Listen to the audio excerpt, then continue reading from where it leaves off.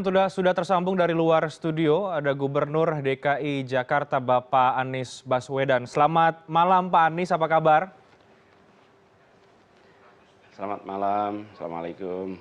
Waalaikumsalam Pak Anies. Ini kita langsung bicara Pak Anies soal rencana Pak Anies, rencana Anda untuk melepas saham Pemprov DKI Jakarta di produsen bir PT Delta Jakarta yang pekan ini cukup menarik perhatian publik apalagi bagi masyarakat ibu kota Pak Anies. Kami tahu bahwa ada proses yang cukup alot karena masih ditolak oleh sebagian anggota DPRD, paling tidak oleh Ketua DPRD sendiri, DPRD DKI Jakarta. Sampai dengan saat ini Pak Anies, apakah Anda masih berkeyakinan, masih pada pendirian bahwa akan melepas saham Pemprov DKI Jakarta di PT Delta Jakarta, meskipun kita tahu bahwa ada dividen yang dihasilkan, ada keuntungan yang dihasilkan dari saham itu Pak Anies? Ya, jadi saya masih dalam posisi itu, berkeyakinan untuk tidak memiliki usaha di dalam bidang produksi minuman beralkohol. Saya harus sampaikan di sini bahwa fungsi pemerintah itu melakukan pembangunan. Pemerintah memiliki dua tangan. Tangan pertama adalah institusi pemerintah, lembaga-lembaga pemerintah seperti dinas, kalau di tingkat pusat kementerian, lembaga. Tangan kedua adalah badan usaha. Badan usaha milik negara atau badan usaha milik pemerintah daerah. Dua inilah yang digunakan, dua-duanya untuk melakukan fungsi pembangunan. Karena itu kemudian pemerintah memiliki badan-badan usaha untuk menjalankan hal-hal yang terkaitan dengan pembangunan tapi melalui mekanisme korporasi, mekanisme dunia usaha. Nah, ketika pemerintah memiliki badan usaha bergerak di bidang produksi bir, saya mempertanyakan di mana letak komponen pembangunan dalam kegiatan produksi bir. Kalau pemerintah memiliki badan usaha untuk membangun rumah, membangun jalan, membangun jembatan, itu masuk akal. Bahkan pemerintah memiliki lembaga keuangan, perbankan, untuk membantu perkreditan. Itu adalah bidang-bidang yang memang kita melakukan pembangunan. Karena itu kita memiliki badan usaha. Sekarang DKI punya badan usaha di bidang produksi minuman beralkohol. Tidak ada unsur pembangunannya di sana. Sama sekali tidak ada. Jadi untuk apa pemerintah justru berkegiatan usaha untuk memproduksi bir? Karena itulah kita berkeyakinan ini harus dihentikan. Justru uang itu tidak untuk dipakai produksi bir, tapi justru bisa dipakai untuk kegiatan lainnya. Kalau mau langsung kepada badan usaha, kita punya banyak, misalnya pembangunan rumah DP 0 rupiah, itu dibutuhkan rakyat. Misalnya air minum. Jakarta ini 40% penduduknya tidak punya akses air minum bersih, air pipa. Ini kita bisa bangun itu, bisa sampai 100.000 saluran baru kita bangun. Kalau kita mau membiayai, kita bisa biayai sampai 1 juta pelanggan dengan menggunakan dana 1,2 triliun yang saat ini ada di badan usaha itu. Jadi itulah sebabnya. Dan saya perlu garis bawahi bahwa Pemprov tidak pernah bertambah sahamnya. Dari dulu saham Pemprov adalah 26,25. Ya. Baik Pak Anies, saham 26,25. Jadi alasan Anda yang pada satu sisi adalah karena tidak berkontribusi terhadap pembangunan, kira-kira begitu sebagai tugas dari BUMD. Meskipun kemudian kita tahu Pak Anies bahwa katakanlah alasan dari beberapa anggota DPRD, teman-teman di DPRD berkeyakinan bahwa ini ada untungnya, ada dividennya yang lumayan besar, bahkan menyumbang atau berkontribusi terhadap PAD, pendapatan asli daerah. Bagaimana Pak Anies bisa menjawab soal itu Pak, bahwa ada keuntungan dari menanam saham di PT Delta Jakarta?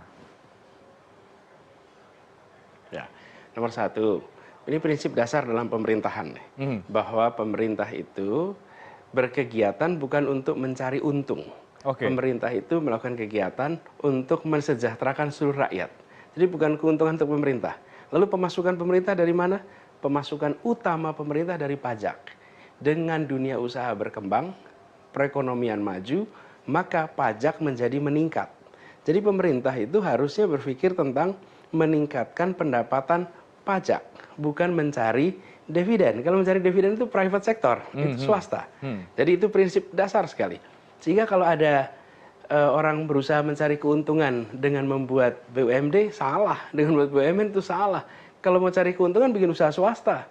Pemerintah itu fungsinya melakukan pembangunan, memfasilitasi dunia usaha tumbuh, bukan justru malah menjadi komponen pemain di dalam bisnis. Nah, kenapa pemerintah misalnya go public mencari dana masyarakat supaya usaha pembangunan bisa lebih baik. Jadi ada BUMN yang go public supaya dapat modal lebih besar agar fungsi pembangunannya lebih banyak, bukan bertujuan meningkatkan keuntungan. Itu prinsip nomor satu. Yang kedua, soal besarannya. Kalau dikatakan bahwa ada dividen, tentu. Kalau ada saham, tentu ada dividen. Berapa nilainya? Rata-rata 38 miliar per tahun. Ya. Untuk ukuran Jakarta, 38 miliar per tahun itu tidak besar. Bahkan tadi seperti diungkapkan juga dalam laporan, bahwa dari unit usaha hiburan dulu yang kita tutup, namanya Alexis, itu kita dapat sekitar 36 miliar pajak per tahun. Dividen dari 1,2 triliun hanya masuk 38 miliar per tahun. Angka ini dibanding anggaran DKI Jakarta terlalu kecil. Tahun ini aja kita anggaran 88 triliun. Pemasukan di luar pajak ada 6 triliun. Jadi kalau di luar pajak dari 6 triliun, 38 itu hanya 0,6%. 1% pun tidak sampai. Jadi kalau argumennya ini memberikan keuntungan, maka keuntungannya amat kecil. Justru keuntungan itu jauh lebih besar. Dari mana? Bayangkan ini menjadi air bersih. Apa konsekuensi air bersih itu? Rakyat akan bisa hidup lebih sehat. Maka biaya pengobatan karena sakit akibat air yang tidak bersih akan menurun karena mereka mendapatkan air bersih. Jadi negara itu tugasnya adalah mensejahterakan, dan biaya yang disebut sebagai biaya itu adalah apabila masyarakat mendapatkan kerugian dari kebijakan-kebijakan. Biaya itu bukan dilihat dari besarnya rupiah. Jadi itulah sebabnya dua hal tadi. Negara hadir bukan untuk cari untung rugi, negara hadir untuk soal kesejahteraan. Yang kedua, besarnya dividen pun terlalu kecil dibandingkan dengan manfaat yang kita bisa dapat, apalagi bila uangnya kita gunakan untuk langsung kegiatan masyarakat yang bermanfaat. Baik, Pak Anies, dengan kata lain, Pak Anies mau mengatakan bahwa kebijakan, ini kan kita sudah punya saham di PT Delta Jakarta sejak tahun 1970, kalau saya tidak salah begitu ya. Artinya selama ini kebijakan yang dimiliki Pemprov DKI Jakarta soal menanam saham di produsen bir ini kurang tepat bagi masyarakat ibu kota, begitu Pak Anies?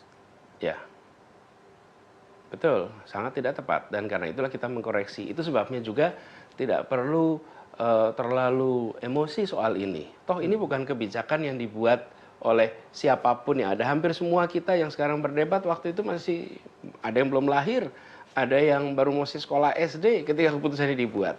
Justru ini adalah langkah kita bersama mengkoreksi apa yang selama ini terjadi tapi di bawah permukaan kita tidak perhatikan. Kalau ini kita lakukan semua satu persatu, maka insya Allah Jakarta akan bisa lebih baik. Termasuk soal kepemilikan usaha di bidang minuman beralkohol ini. Oke, baik. Langkah bersama Pak Anies, tapi yang jelas tampaknya teman-teman di DPRD masih belum sepakat, belum ada kata mufakat dengan apa yang diajukan oleh Pak Anies dan juga dari Pemprov DKI Jakarta. Apa yang sebenarnya terjadi, Pak Anies? Di mana kemudian komunikasi itu tidak baik sehingga tidak ada tidak ada kesepakatan antara DPRD dengan Pemprov DKI Jakarta. Tapi dijawabkan nanti Pak Anies, kita harus jeda terlebih dahulu. Mohon maaf Pak Anies, kami akan segera kembali saat lagi. Prime News akan segera kembali usai jeda.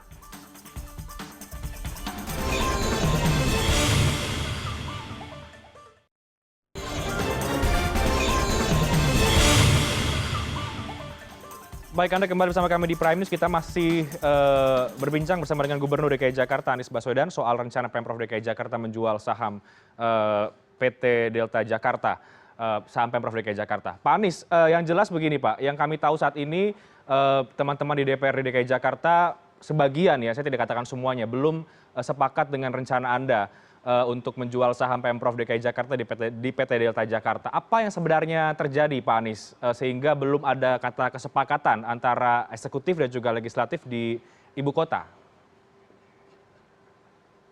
Ya, sebenarnya sederhana. Kalau kita menempatkan warga Jakarta sebagai prioritas dari apa yang kita pikirkan, apa yang kita katakan, apa yang kita perbuat, maka masalah ini sederhana kok. Karena itu saya mengajak kepada semuanya, mari tidak melihatnya dari aspek politis.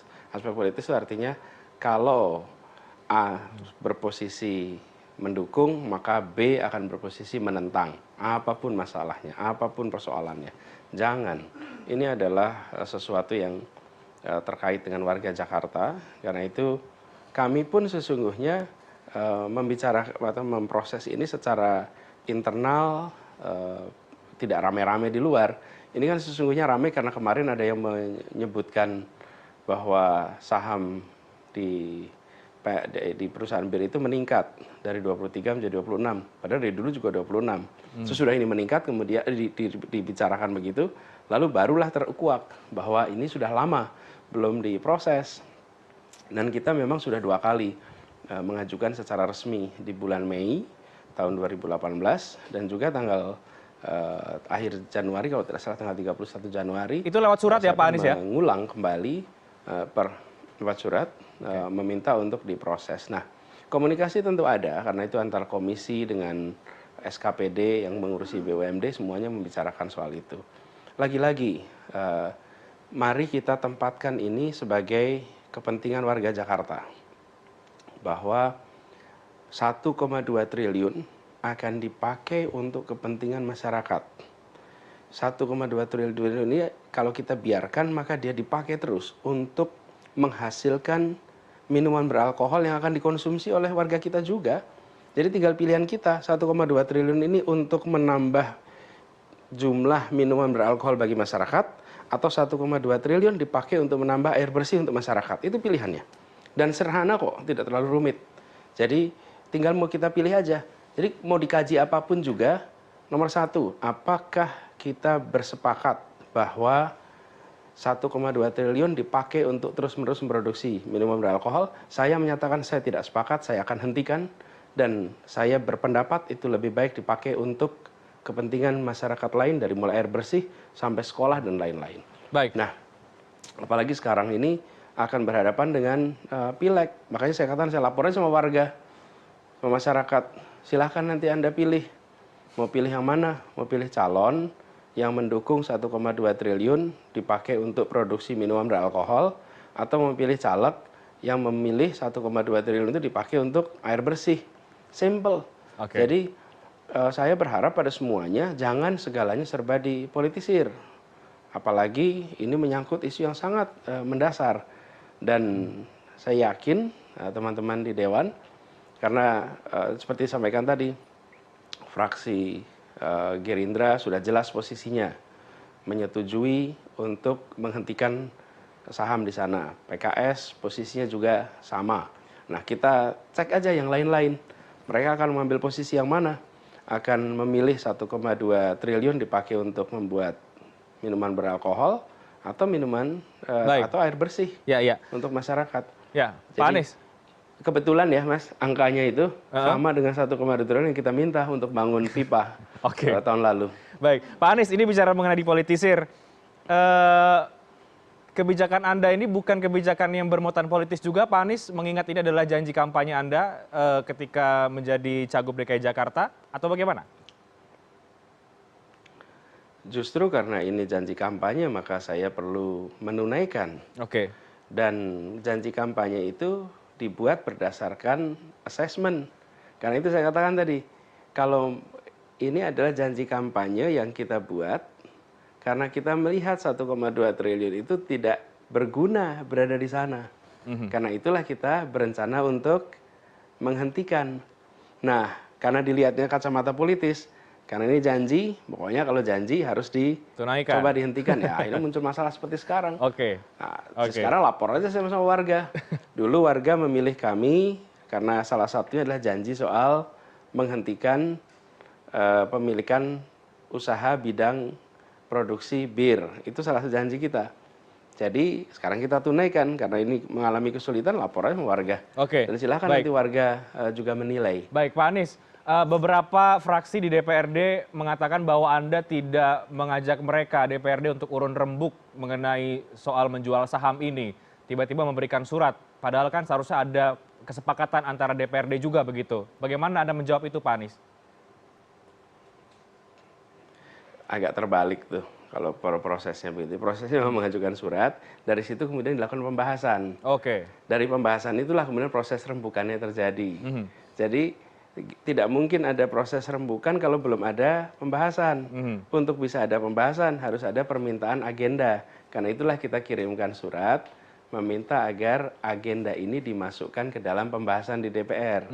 Begitu dimasukkan pembahasan DPR, lalu kita bahas sama-sama. Oke. Sama kalau kita mau pembahasan anggaran juga begitu.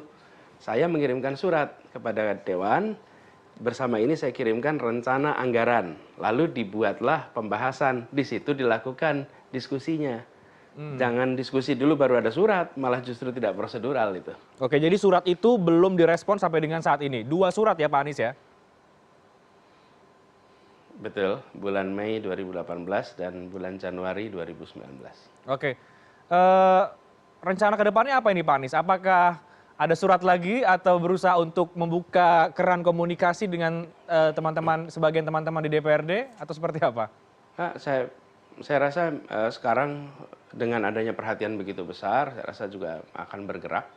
Dan saya percaya bahwa pada akhirnya teman-teman juga berkeyakinan yang sama. Karena ini bukan keputusan yang dibuat oleh pemerintahan periode kemarin atau periode sebelumnya.